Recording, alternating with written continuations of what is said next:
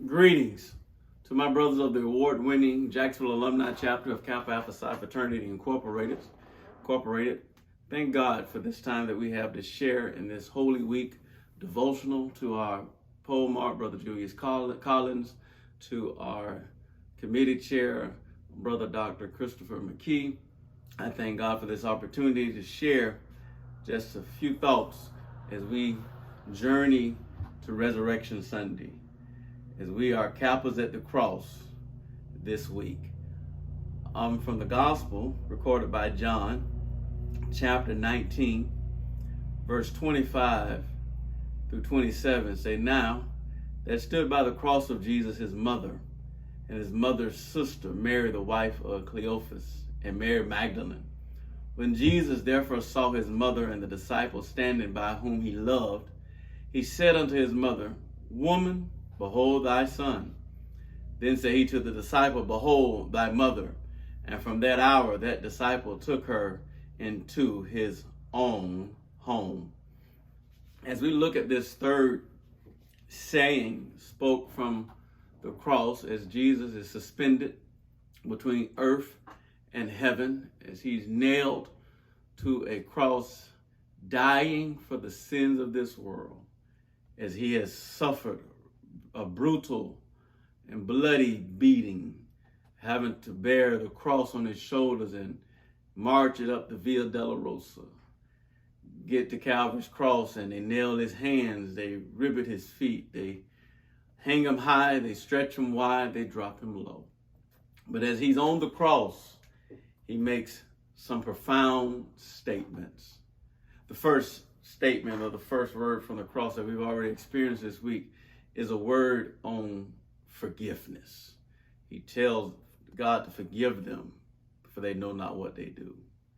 Then he moves on from forgiveness to giving the thief paradise.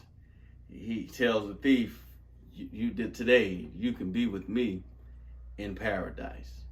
Now we find ourselves in the Gospel of John. This is the first recorded statement from the cross in the Gospel of John. Jesus is hanging on the cross, and as he's hanging on the cross, he looks around. All but one of his disciples have abandoned him as the light of day begins to give way to an unexpected darkness. Here in the midst of the mocking soldiers, the yelling leaders, the jeering crowd, the insulting thief, and the indifferent masses, both Jew and Gentile, we find a stark contrast. Women at the cross who love, loyalty, and devotion, bringing them there as he enters into his darkest hour, being bound to the cross for friend and foe alike. These women who cared and supported Jesus in life would not desert him in the hours leading up to his death. While four are mentioned by name, many other women had accompanied him from Galilee and Jerusalem because of the feast of Passover also was there. As Mary was at that cross, looking at her son and his impending death, she can only be reminded of the prophets of Simeon made at her son's birth coming true. In Luke 2:35, a sword will pierce your own soul too. The prophecy had become reality. Jesus hanging on the cross. Jesus dying for the sins of the world. Jesus had not bared all our sins upon him. Isaiah said, because he was wounded for our transgressions, he was bruised for our iniquity. The chastisement of our peace was upon him, and by his stripes we are healed. Here he is, beating, bruised, and battered, and bleeding, and he sees the sorrow of his mother. Jesus honors his mother by placing her into the care of John, the beloved disciple. Jesus' brothers and sisters, being in Galilee, were not in position to care or comfort for her as she mourns the passing of her firstborn. The words of Jesus to Mary and John is his third saying from the cross. And I said it's the first one recorded in the Gospel of John. And as Jesus suffers, he his thoughts are on the needs of others. Even as he gives his life as a ransom for many, he still has time to think about the needs of one person, his mother. How true this is even today, that as he sits at his Father's right hand making intercession for all of us, he does not forget about our needs. He's there interceding and pleading for the needs of his followers.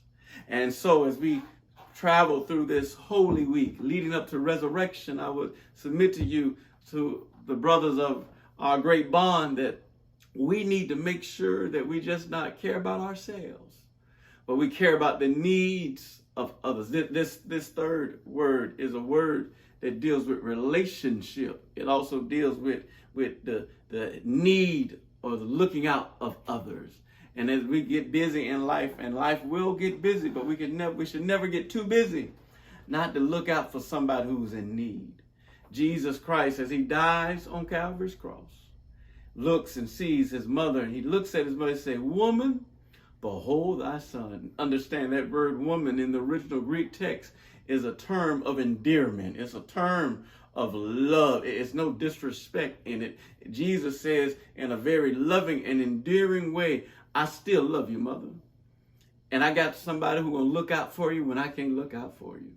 And my brothers and my sisters who may be watching this week, you got to know that as we travel to Resurrection Sunday, we need to be looking out for those that may be in need, who may need some assistance.